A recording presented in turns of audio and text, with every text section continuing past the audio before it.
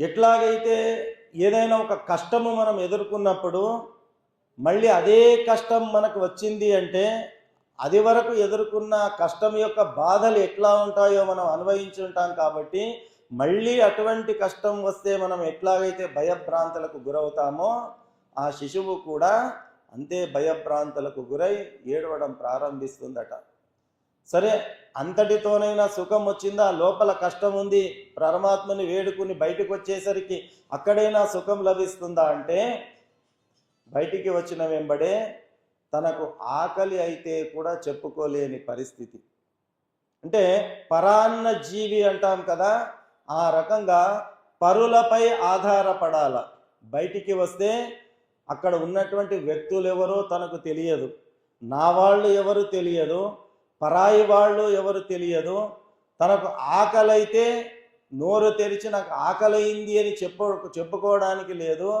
ఎప్పుడైనా ఆ పాప ఏడుస్తూ ఉంటే తల్లి అనుకుంటుంది, అయ్యో ఆకలయ్యిందేమో అని చెప్పి. ఎవరైనా చిన్నపిల్లలు ఏడిస్తే వెంబడే పెద్దవాళ్ళు ఏం చెప్తారు? ఆకలి అయి ఉంటుంది, పాలు పట్టి అని చెప్పేస్తారు వెంబడే.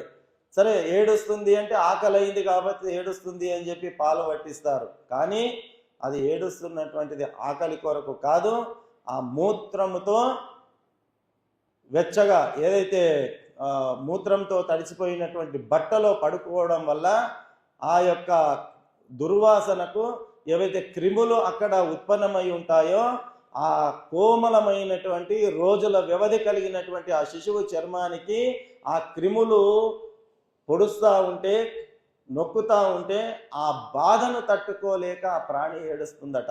కానీ ఆ విషయం తల్లికి అర్థం కాదు.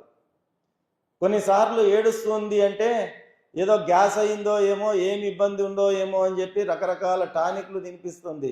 కానీ నిజంగా వానికి ఆకలి అయి ఉంటుంది, నాకు ఆకలి అయింది అని చెప్పుకోలేని పరిస్థితి. అంటే మొత్తానికి నిస్సహాయ స్థితిలో మనిషి తన జీవనాన్ని ప్రారంభిస్తాడు.